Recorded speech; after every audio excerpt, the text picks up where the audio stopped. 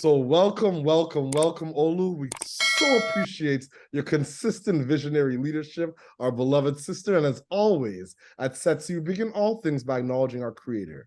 We acknowledge all the original stewards the various lands we're on. We acknowledge all our ancestors, all those who toiled without compassion or compensation. We acknowledge all our elders and community stalwarts whose shoulders we stand on as we build, share, and learn together for our collective liberation and sovereignty. So Olu, can you please introduce yourself to our listeners and viewers and share a bit about your remarkable work? Thank you so much. Thank you, Victor, for having me on this call today. Thank you so much. I really appreciate it. My name is Olutoyin Oyelade, and I am the founder of Casa Foundation for International Development, a nonprofit organization that focuses on the empowerment of women, youth, and entrepreneurs in our community. And this is what we've done since I got into Canada for almost 13 years now, Casa Foundation managing that.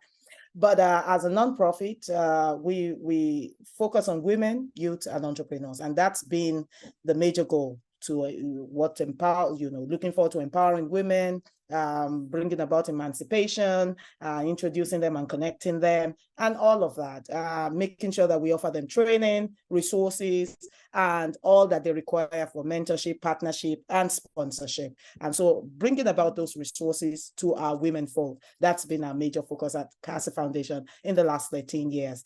In the for-profit side, because that's my background, I was vice president of Intercontinental Bank, one of the foremost banks in Africa way back up until 2011. And as vice president, I managed the treasury, I was group treasurer and so on.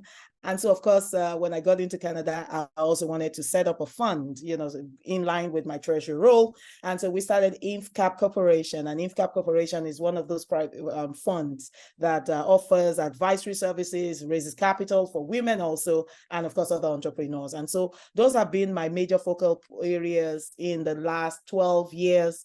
And I have a robust community ecosystem of support like yourselves, that have actually been very supportive in the work that we do. It's really been very enlightening, insightful, managing ecosystem partners and making sure that we deliver on the goals that we set for ourselves. So that's who I am. That's incredible. Your work as a fund manager in Africa, supporting leaders, but not only that, to transition that work to begin to support entrepreneurs across Canada with such vigor and vigilance has been truly inspiring to watch. So that's a perfect segue to my next question. What's inspiring you right now in your work? That's a great question. Inspiration actually for me comes from, there's a part where you set goals and objectives for yourself. And so you're looking to serve that ecosystem of women, youth, entrepreneurs. But the inspiration actually now comes from that other level of it, comes from hearing them, their needs, their challenges, and some of the issues they're faced with on a daily basis. And so the inspiration then comes from the solutions that we see that's available to this group of people. And so when we talk about that inspiration, it's now seeing the kind of resources that we've been able to make available to these women and how they actually been able to build up their own businesses, scale up their own businesses. Some are at the startup stage, the ideation stage, various stages of businesses, but then they've made it work. The fact that a lot of the groups that we deal with, I would say about 70% Black groups, people from the Black community and so on, very little, meager resources, but making it work. That's an inspiration to me. The fact that you can actually, so one of our programs would be the Women Inspire that offers pitch grants, grants to women, sometimes $3,000, $5,000, $10,000, but you visit them and you see what they have built with very little resources. That's an inspiration to me in our community. What it tells me is that we have all that it takes to make things work, and that even when there appears to be nothing, we can actually create from out of nothing, seemingly, particularly when during the pandemic, when we realized, because it was one of the times when we redesigned some of our programs and started offering the pitch programs at another level to some of these women, because as you remember, we were, the community, our particular group was more disproportionately affected by the impact of the pandemic. And so people actually kind of put on their thinking caps again, particularly the women that we dealt with at that time. And they created some new businesses, ideas that nobody could ever think of that they would work. And they started. And with the funding that they received, they were able to build their businesses. Some of them have now opened new branches, expanded, and are looking for partnerships. Some of them, from the 5,000 grants, they're actually looking for loans of 50,000, 100,000 to build. That's our inspiration. And that gives us the impetus to actually want to continue this and even scale it up again to other provinces in Canada that we are not present yet. And so for us, that's an inspiration. And then, of course, one other thing that I would say also is the kind of mentors that we have.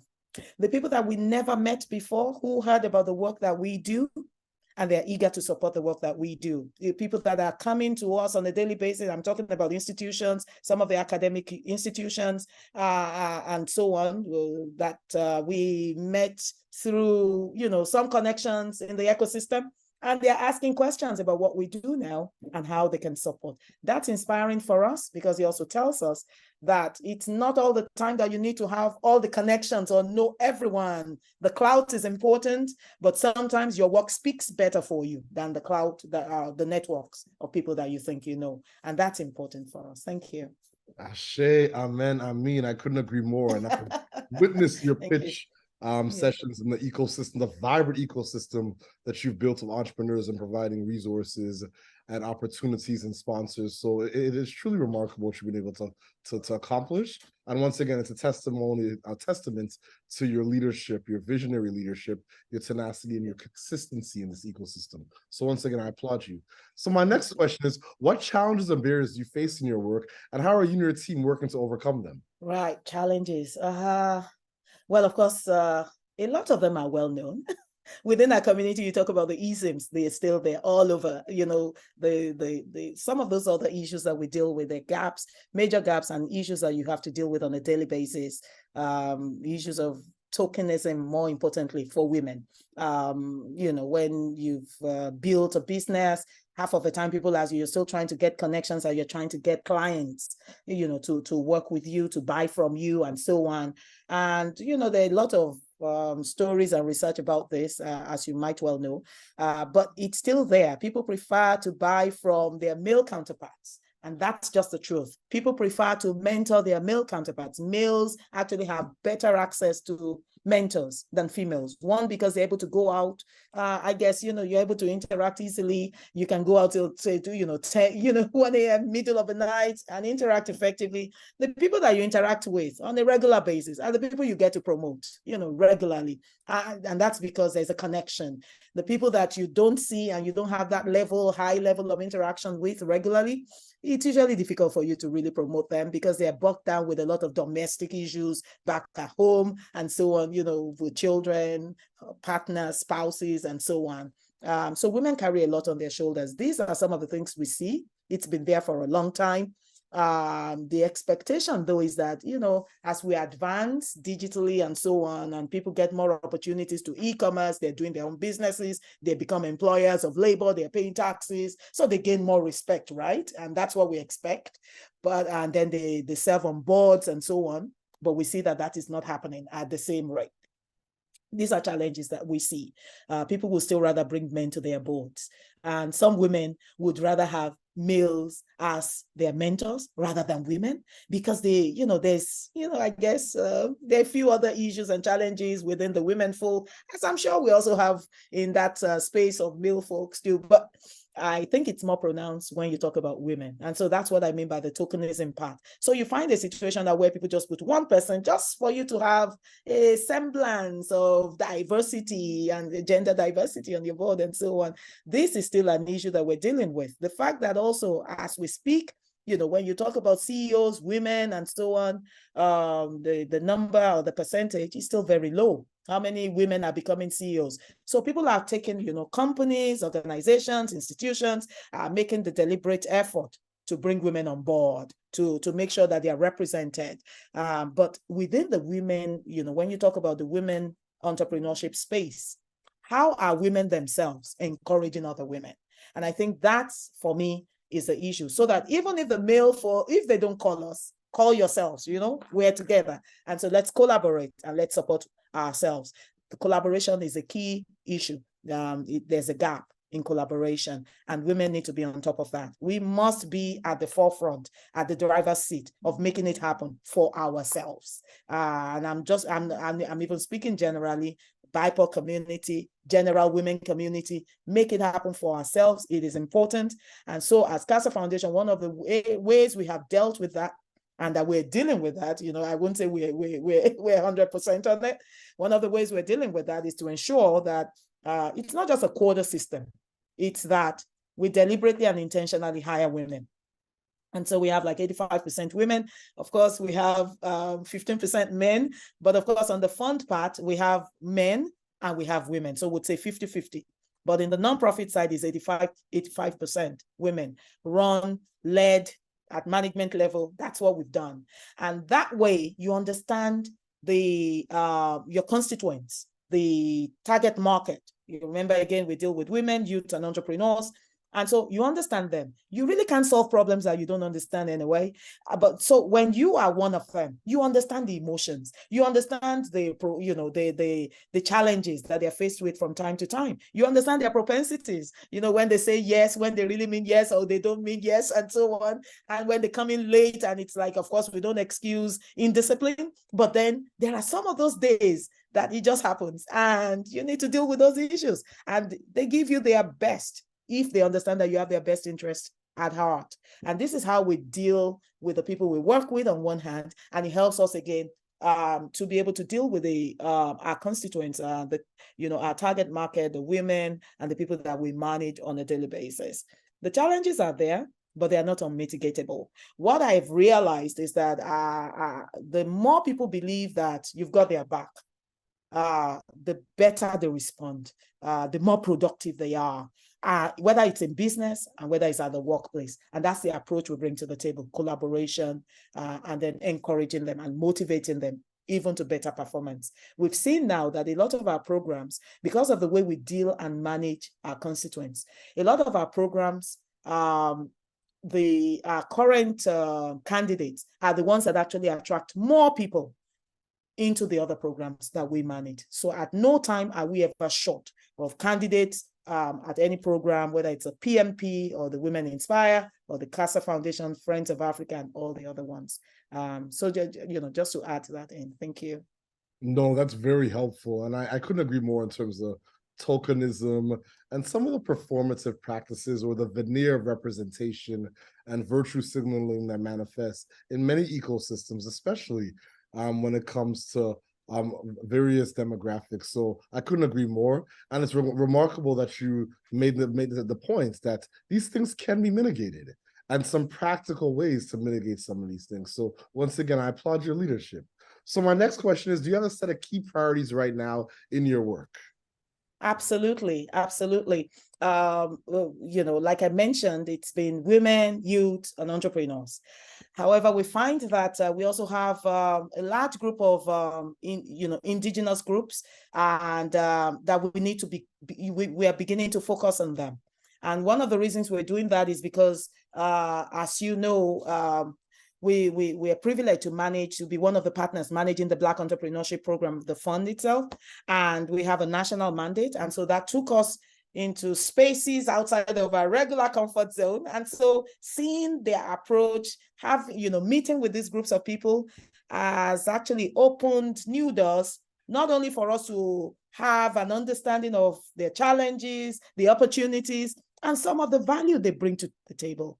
Everybody's got a value to bring to the table. Nobody must be excluded from the table. And so we find that groups of these types of women that we never dealt with before now becomes an opportunity for us to serve them and to prioritize them in planning in the next 5 years, actually. And so now the plan is for us to have a specific program for BIPOC groups of women from the indigenous community rather, and then to have a plan for their growth in terms of access to financing, access to mentorship. A lot of them I mean, I wouldn't just generally say they are not entrepreneurs or they're not known to be entrepreneurs.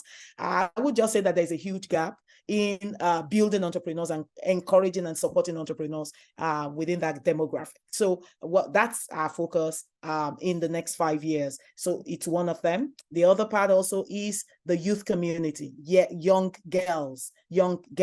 So you'd notice for some reason, there is a lot of effort that's been concerted on the 17. I mean, when you talk about young people, you talk about young adults, 18 to 30.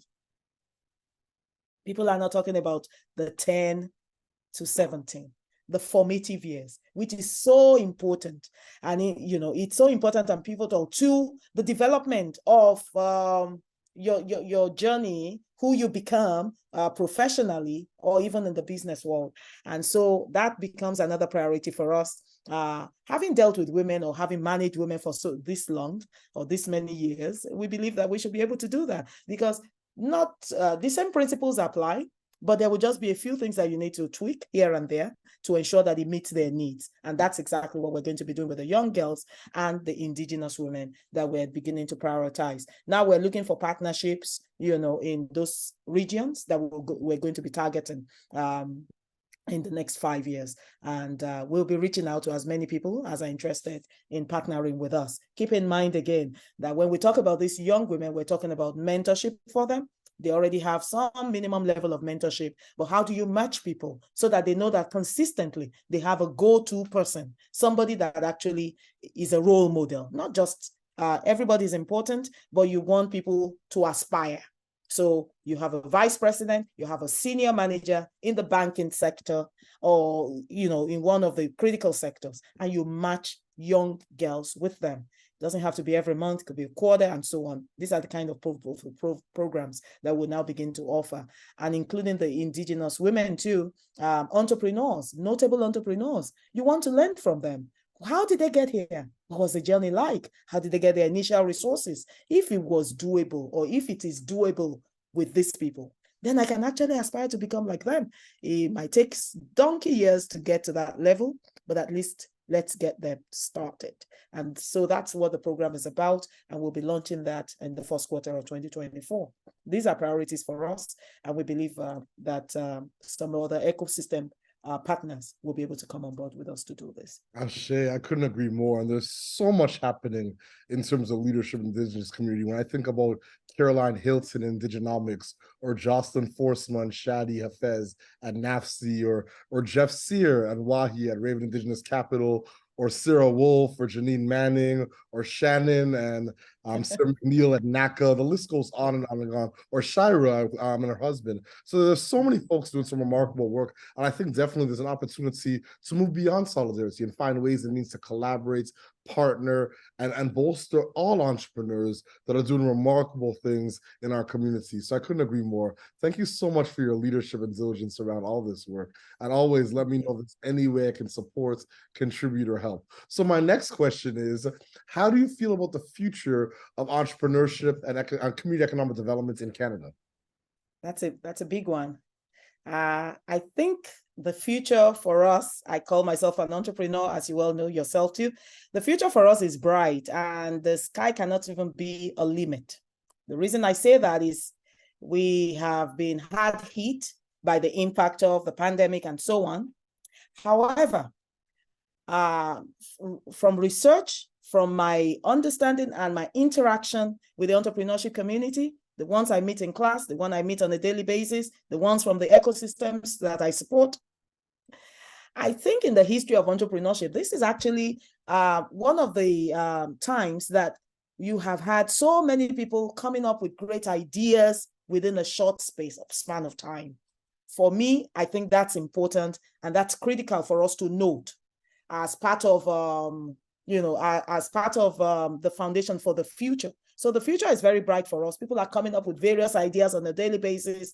This is the age where inventions are coming up and innovations, things that we thought people did so well before, and other people are now coming back to tell us, you can actually do it in a better way. And so you look at some of these examples around us from how we've turned around what you now call the co-working space and matching that, growing the incubators, the accelerators, and so on, where you talk about real estate, such that entrepreneurs are actually at the forefront of this now, that the big institutions are looking to sell down and save some cost on their balance sheet, on the cost of the huge properties that they are keeping on their balance sheet, and coming the way of entrepreneurs managing incubators and accelerators so that their staff members, their employees are able to benefit from the resources, the collaboration you talked about, the mentorship, and so on, by keeping them in incubators. This is one area that I am very familiar with, and I've seen a lot of people doing a lot of business in this area. When you talk about, there's no small entrepreneur. Some people are into earpieces, whatever it is that you're doing, people are expanding. We're in the digital age now, where people are able to reach other continents, China, Asia, China, India, and so on. And people are expanding their business networks, buying and selling across continents. This is important. We had the opportunity, we didn't know how to leverage it before now. Leveraging it came by way of the pandemic, because then everybody had to think outside the box. Whether you're at the edge of the box or inside the box, you just need to step out of it and begin to think about how things would work. And so I believe that this age brings about huge opportunities for us. It has its own challenges when you talk about the resources. So how are you going to grow if you don't have the capital, if you don't have the partners in China or India? How are you going to get there? But the fact remains, e-commerce solves that for us. So digital tech has really resolved a lot of issues for us. The future is very bright for us. In terms of capital funding, economically, if you look at Canada itself, look at the volume of funding that has been made available to women, to Black entrepreneurs, to women entrepreneurs, and so many other groups of people. For me, that's a huge leap. And I believe that people should take a leap of faith, leveraging those funds. We have our FACE coalition offering funding to Black entrepreneurs. We have the Women Loan Fund offered by the federal government of Canada to women entrepreneurs, generally speaking. We have even, maybe smaller entities, or you'd say growing entities like ourselves, the Casa Foundation, the BBPA, Black Business Professional Association of Canada. You have the Women Entrepreneurship Knowledge Hub, managed under the Toronto Metropolitan University, coming together to form what you call the Rise Up Pitch. The Rise Up Pitch, which pays $10,000 in grants to Black women, and several others like that. And the one that Casa Foundation itself does, the Pitch Masters, and all of these funds made available to women or to youth, whether you're Black or whether you're any color. So all of these are huge opportunities for us to grow. It was there before, but we didn't have this many. So it's a plethora of funds, it's a basket of funds. And what this does for us is that it helps us to think outside the box. And it tells us that if we do have an idea, it's either we're looking for partners, we're looking for funding, people to collaborate, but it can be done. You shouldn't go to sleep. It can be done. And so the time is now for us to get it done. The time is always now, and I agree in the 3 R's: relationships, resources, and reciprocity. And clearly you have, through Pitch Masters and your work, you've mastered that. And you've always been such a remarkable ally, accomplice, and partner in this phenomenal work. So this is my second last question for you. What is your ultimate goal, and what does success look like and feel like to you and your colleagues? Absolutely. Thank you. That's a great question. I think for us, success is impact. How many lives have you touched?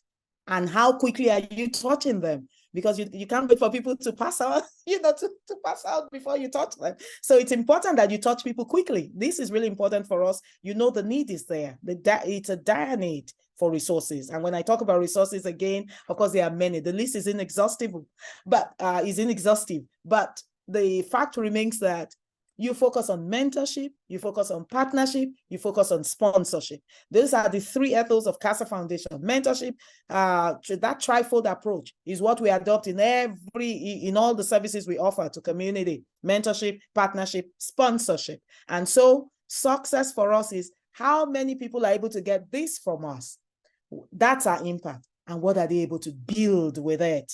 This is so important. And seeing so many more women around the table. This is success for us. So you walk into the room. I know a lot of people say, oh, I walked into the room and I was the only black face. So don't say that anymore. Make sure you let someone come with you. Ladies and gentlemen, tag someone along with you. Don't be the only person in that room. So let's stop saying, oh, I was the only person at the table. No, there are so many people who need to be at that table. Make them come. Put them as advisors on your board, advisory board. Let them work as volunteers. You don't have to pay them. That becomes a benchmark for them. And I'm not saying just pick any random person. Test them, put them in training, mentor them for a bit, and bring them to the table. At the end of the day, that becomes a benchmark. Once you put them on that table, they see that it's doable. The next time they're looking for a volunteer role, they look for it in both places. This is important for them. And it also, it helps them step up, like we say, step up in the community. And so they become people like role models, like people begin to look up to them. And before you know it, you give one woman an opportunity. She brings 100 women along the road. This is important because women are multipliers. And I'm not just saying that it's not cliche, they are multipliers. Everything they do, from, the way God made them, they are expected to be multipliers. They produce, you know what I mean? And so you trust them with one, they multiply that. This is important for us to understand. It's not about competition. It's actually it's not the competitive advantage that we keep talking about. The competitive advantage part is there. It's not a competition. We need to complement ourselves. Collaborate to complement ourselves, because what you have, the other person might not have it. And you need to understand your value, that value that you bring to the table. What's your sweet spot? What exactly are you looking to achieve? And find other people who will help you plug your own gaps, because everyone has got a gap. And there's another woman out there that knows exactly what you don't know. And you need to bring that person on board with you. 3 heads are better than one, they usually say. It's important for you to have those 3 at the table. Thank you. Ashe, I couldn't agree more. It's not a competition. We need to be complementary. That's beautiful. That's beautiful. So my last question, do you have any closing thoughts or calls to action for our listeners and our viewers? Absolutely. I think I would, I've talked about everyone has a value. They bring that to the table. I think I'll talk about intersectionality. There are several, as you know. And so anytime we walk into a room, I think it's important for us to try and figure out what intersectionality, where am I now? What exactly is going on in this room? Is it a black room? Is it a gender thing? Is it black and gender? Is it both? Is it professional? Is it entrepreneurship? And how do you stand out in that room? Meaning, how do you connect despite the intersectionalities that you're dealing with, and so on in that room? So it's important that we understand it, and it's also important that we navigate it. We navigate it so we can leave an impact. What makes people come back to you? The fact that you're able to walk up to anyone in the room, not by bold facing, but by being respectful and making sure that you understand the solutions that you bring to the table. Introduce yourself wherever you are. Don't sit back and say, we're not so good at networking, as we usually tell ourselves. If you're an entrepreneur, you need to network, otherwise you won't sell. So understand the intersectionalities and deal with them, navigate them, smile. Somebody doesn't respond well, go to the next person. And I just wanted to say that because I deal in those spaces where people are not able to network and say, oh, it's not our thing, Dr. Olu. I say, it's our thing. We've got to make it our thing so we can sell. Thank you. No, thank you, Dr. Olu, for all that you do. Indeed, your network is your net worth, and most importantly, the way we steward and cultivate relationships speaks to our character, speaks to our lived experience, speaks to our social location, speaks to our trajectory in terms of our work, and ultimately speaks to our impact. So I appreciate you for all that you do for so many, and just thank you for your time, your authenticity, your tenacity, and once again, your visionary leadership. And we'll close this interview the way we began, by acknowledging our creator, by acknowledging all our ancestors, by acknowledging the original stewards of various lands we're on. We acknowledge all those who toiled without compassion or compensation. We acknowledge all our elders and community stalwarts whose shoulders we stand on as we build, share, and learn together for our collective liberation and sovereignty. Thank you so much, Dr. Olu. I so appreciate it. Thank you so much, Victor. I really appreciate you, and thank you for the privilege of coming on your show tonight. Thank you. Thank you. All right.